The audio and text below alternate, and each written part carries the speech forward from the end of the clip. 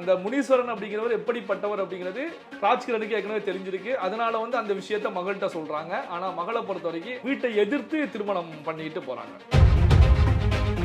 இந்த முனீஸ்வரனை பொறுத்த வரைக்கும் என்னன்னா, ராஜ்கிரண் அவர்களுடைய வளர்ப்பு மகள் பிரியாவை திருமணம் செய்வதற்கு முந்தைய நிலையிலேயே 2 திருமணங்கள் செய்திருக்கிறார் அப்படிங்கிற செய்திகள் தான் கிடைக்குது. திருமணத்துக்கு பிறகு அவர் திருந்தி இருக்காரா அப்படின்னா அதுவும் கிடையாது. அதன் பிறகும் ஒரு சில பெண்களோட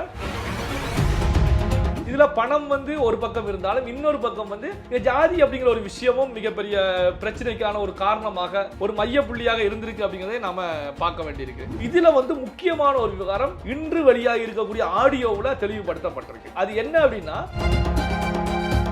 நம்முடைய விருப்பத்திற்கு எதிராக பொண்ணு செயல்பட்டுட்டாங்க. அதுவும் பாத்தீங்கன்னா ஒரு சாதாரண விஷயத்துல செயல்படல, திருமண வாழ்க்கையில. இந்த பிரச்சனை மிகப்பெரிய அளவுல விஸ்வரூபம் எடுக்கும் போது போலீஸ் ஸ்டேஷனுக்கு செல்லும் போது எனக்கும் என்னுடைய மகளுக்கும் இடையில எந்த தொடர்பும் கிடையாது அப்படின்னு சொல்லி ராஜ்கிரண் அவர்கள் காவல் நிலையத்திலேயே தெரிவிக்கிறாங்க. காதல் அப்படிங்கிறத தாண்டி இதுல காமம் அப்படிங்கிற விஷயம் இருந்திருக்கிறது அப்படின்னு கூட நாம எடுத்துக்கலாம். என்ன காரணம் அப்படின்னா,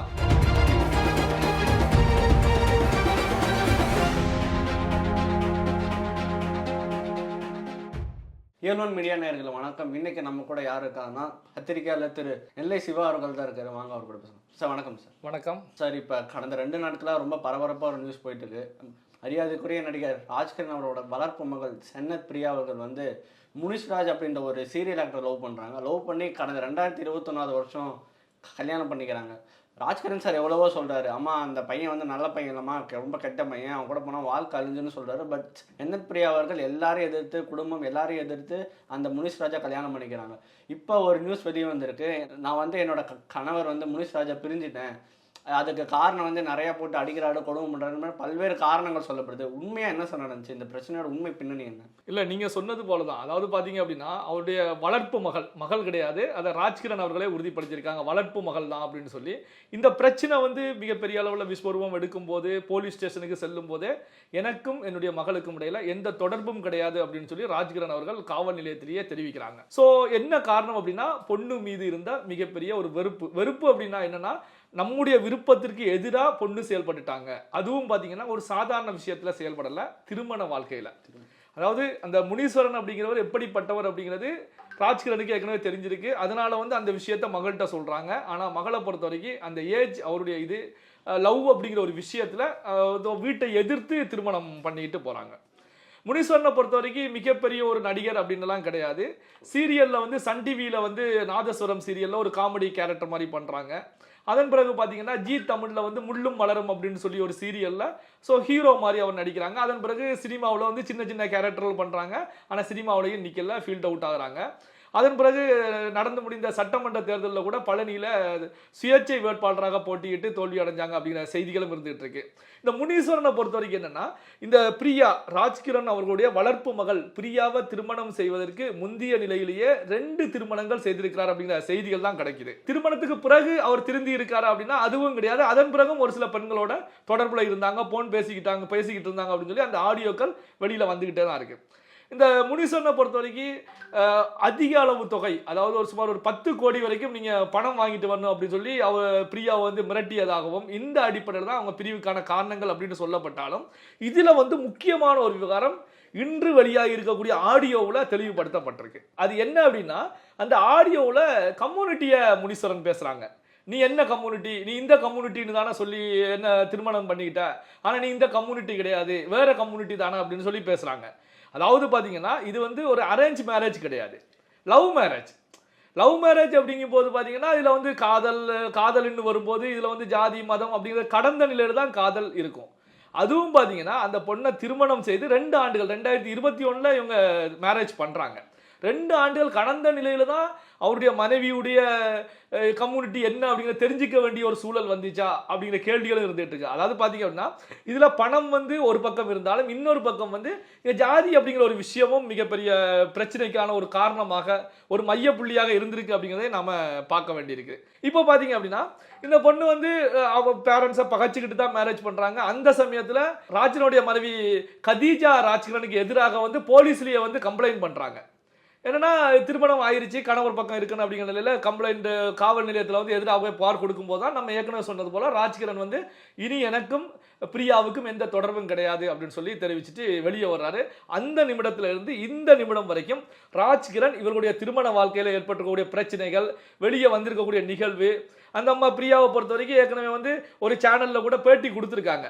ஸோ என்னுடைய கணவர் வந்து பார்த்தீங்கன்னா மிகப்பெரிய குடிகாரர், நான் நம்பி மேரேஜ் பண்ணியிருந்தேன், அவர் தண்ணி அடிச்சுட்டு வந்து டார்ச்சர் பண்ணிக்கிட்டே இருந்தார், பணம் கேட்டுக்கிட்டு இருந்தாங்க, போய் உன்னுடைய அப்பா அம்மாட்ட பணம் வாங்கிட்டு வான்னு சொல்லி அனுப்பிச்சாங்க, 10 கோடி அப்படிங்கிறது ஒரு சாதாரண பணம் தானே அவங்களுக்கு, ஒரு பொண்ணுக்காக கொடுக்க மாட்டாங்களா, இப்படியெல்லாம் மிரட்டினாங்க அப்படிங்கிற கருத்துக்கெல்லாம் முன்வைக்கிறாங்க. இதில் கவனிக்கப்பட வேண்டிய விஷயம் என்ன அப்படின்னா, காதல் அப்படிங்கிறது உண்மையான ஒரு விஷயமா இருக்கணும். ஆனா பாத்தீங்கன்னா இந்த காதலை பொறுத்த வரைக்கும் பாத்தீங்கன்னா இதுல வந்து ஒரு உண்மையான தன்மை இருக்கிறதா அப்படின்னா, காதல் அப்படிங்கிறத தாண்டி இதுல காமம் அப்படிங்கிற விஷயம் இருந்திருக்கிறது அப்படின்னு கூட நாம எடுத்துக்கலாம். என்ன காரணம் அப்படின்னா, அப்பா அம்மாவை பழிச்சுக்கிறாங்க. எத்தனை ஆண்டுகளா இவங்க லவ் பண்ணாங்க?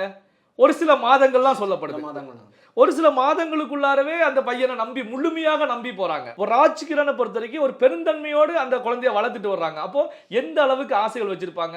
அப்போ இந்த பொண்ணு வந்து அதுக்கு எதிராக போய் மேரேஜ் பண்ணும்போது மிகப்பெரிய அளவுல கோபத்துக்கு உள்ளாகிறாரு. ஸோ இனி வந்து ஒட்டும் வேண்டாம், உறவும் வேண்டாம் அப்படின்னு சொல்லிட்டு ராஜ்கிரண் வெளியே வர்றாங்க. இதுதான் நமக்கு கிடைச்சிருக்கக்கூடிய பின்னணி தகவல்கள். இதுதான். இதுல வந்து நாம பார்த்தோம்னா அதிக அளவு பணம் வாங்கிட்டு வா, வரதட்சணை கொடுமை அப்படிங்கிற செக்டார்லயே நம்ம எடுத்துக்கலாம். இன்னொன்னு வந்து அங்கு ஜாதி பேசப்பட்டிருக்கு. நீ வந்து பொய் சொல்லி என்ன மேரேஜ் பண்ணிருக்க, நீ வேற ஜாதி அப்படிங்கிற ஜாதி பேசப்பட்டிருக்கு.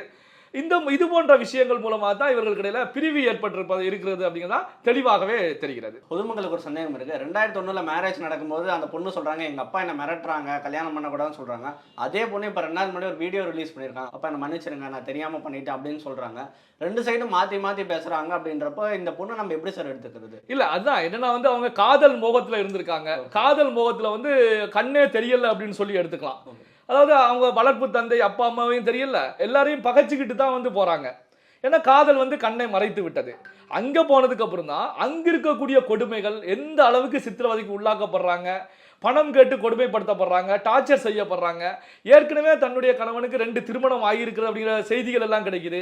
அதன் பிறகும் ஒரு சில பெண்களோட பேசிக்கிட்டு இருக்காங்க அப்படிங்கிற தகவல்களும் கிடைக்கும் போதான் இவங்க வந்து சரி வேண்டாம், நமக்கு கல்யாண வாழ்க்கையே வேண்டாம், எப்படியாச்சும் டைவர்ஸ் பண்ணிட்டு வெளியே போயிடலாம் அப்படின்னு சொல்லிட்டு ராஜ்கிரண் அண்ட் அவருடைய மனைவி இடத்துல பேசுறதுக்கு முயற்சி பண்றாங்க. ஆனா ராஜ்கிரண் வந்து பேசல அப்படிங்கிற தகவல் தான் கிடைக்கிறது. இந்த நிமிடம் வரைக்கும் அவங்கள்ட்ட நேரடியாகவோ மறைமுகமாகவோ பேசல அப்படின்னு சொல்லி. ஆனா ராஜ்கிரனுடைய மனைவி காதிஜா ராஜ்கிரனை பொறுத்த வரைக்கும் அவங்க பேசினாங்க இந்த விஷயத்துல அப்படிங்கிற செய்திகளும் நமக்கு கிடைச்சிருக்குது. அதாவது காதல் கண்ணை மறைச்சதுனால தான் அன்னைக்கு வந்து அப்பா அம்மாவுக்கு எதிராக பேசினாங்க. இன்னைக்கு வந்து நம்பி போன காதலன் கணவன் வந்து அவனுடைய உண்மை முகம் தெரிந்த பிறகு ஸோ இந்த லைஃபே வேண்டாம், நமக்கு அப்பா அம்மா வளர்ப்பு தந்தை அப்பா அம்மாவே போதும் அப்படிங்கிற மனநிலைக்கு வந்திருக்காங்க. சார் இப்போ பிரச்சனை இவ்வளோ சீரியஸாக போயிட்டு இருக்கு. நம்ம தமிழ் சினிமாவில் ரொம்ப நல்ல ஆக்டர் பேர் வாங்கினவர் ராஜ்கிரண் சார், ரொம்ப வருஷமாக இண்டஸ்ட்ரி இருந்திருக்காரு. அவருக்கு இந்த விஷயம் எவ்வளோ பெரிய பாதிப்பை உண்டாக்கணும்னு நினைக்கிறீங்க சார்? கண்டிப்பா ராஜ்கிரண் அவர்களை பொறுத்த வரைக்கும் நீண்ட நெடிய காலம் தமிழ் சினிமாவில் பயணிச்சுக்கிட்டு இருக்காரு. அவர் வந்து நடிக்காத நடிகர்களே கிடையாது அப்படின்னு சொல்லலாம். ஒரு ஹீரோவாக வந்து பல்வேறு கேரக்டர்ல, குணச்சித்திர கேரக்டர்ல தொடர்ச்சியாக நடிச்சுக்கிட்டு இருக்காரு. இடையில கொஞ்ச காலம் ஃபீல்ட் அவுட் ஆகியிருந்தாரு. அவர் என்ன காரணத்துக்காக ஃபீல்ட் அவுட் ஆனார் அப்படிங்கிறது சினிமாவில் இருக்கக்கூடிய எல்லாருக்குமே தெரியும். ஏன்னா வந்து மிகப்பெரிய அளவு கோடி கோடியா சம்பாதிச்ச ராஜ்கிரண் அவர்கள் அவ்வளவு பணத்தையும் எங்க விட்டாரு, யாருக்கிட்ட கொடுத்தாரு, எப்படி காணாமல் போனாரு? ஏன்னா பாத்தீங்கன்னா இடையில கொஞ்ச காலம் வந்து அவருக்கு வறுமை அப்படின்னே சொல்லலாம்.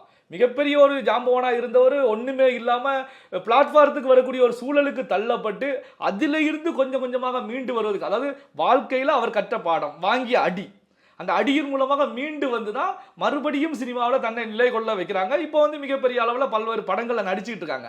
அப்போ எந்த அளவுக்கு சினிமாவில் அடி வாங்கினோம், எதற்காக அடி வாங்கினோம், நம்ம பண்ணின தவறு என்ன அப்படிங்கிறது அவருக்கு ஏற்கனவே தெரியும். அப்போ சினிமாவில் இருக்கக்கூடிய விஷயங்கள், சினிமாவில் இருக்கக்கூடிய மோகம், சினிமாவில் இருக்கக்கூடிய காமம், இது போன்ற பல்வேறு விஷயங்கள் எல்லாருமே அவருக்கு தெரிஞ்சிருக்கு. அதனால தான் தன்னுடைய பொண்ணு முனீஸ்வரனை லவ் பண்றாங்க அப்படின்னு தெரிஞ்ச உடனே அவன் பையன் சரியில்லை, நீ அவனை மேரேஜ் பண்ணாத, நாங்களே ஒரு நல்ல பையனை பார்த்து மேரேஜ் பண்ணி வைக்கிறோம்னு அட்வைஸ் பண்ணியிருக்காங்க. ஆனால் அதையும் தாண்டி அப்பா அம்மாவுடைய சொல் கேட்காமல் வெளியில சென்று திருமணம் பண்ணி காவல் நிலையம், புகார், கம்ப்ளைண்ட், இது போன்ற நிகழ்வுகளுக்கு தான் சென்றுச்சு.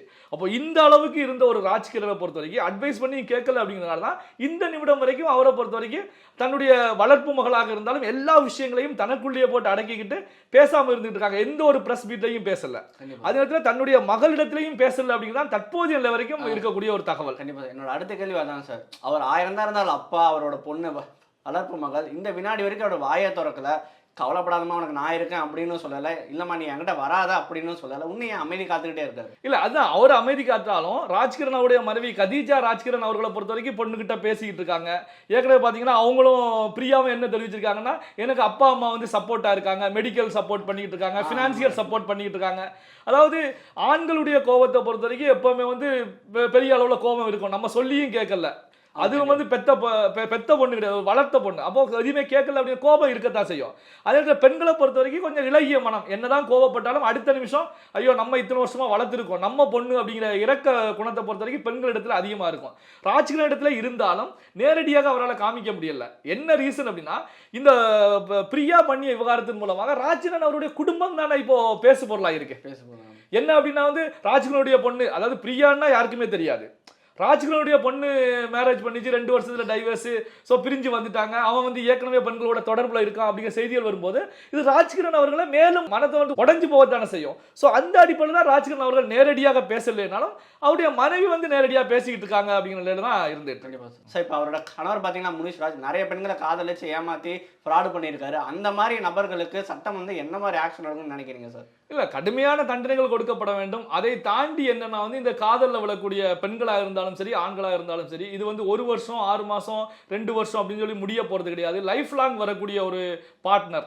அதனால தேர்வு செய்யக்கூடிய விஷயத்துல வந்து 1க்கு 100 தடவை யோசிச்சு அவங்களுடைய பேக்ரவுண்ட் என்ன, அவங்க யாரு, எப்படி இருக்காங்க, அவங்க குடும்பம் என்ன, இது போன்ற நிலைகள் எல்லாம் பார்த்து நமக்கு ஏற்ற ஜோடி தானா அப்படிங்கிற தீர்மானிச்சு நம்முடைய லைஃபுடைய எண்டு வரைக்கும் கடைசி வரைக்கும் நம்ம கூட வருவாளா அப்படிங்கிற யோசிச்சு திருமண வாழ்க்கையில் ஈடுபடணும்.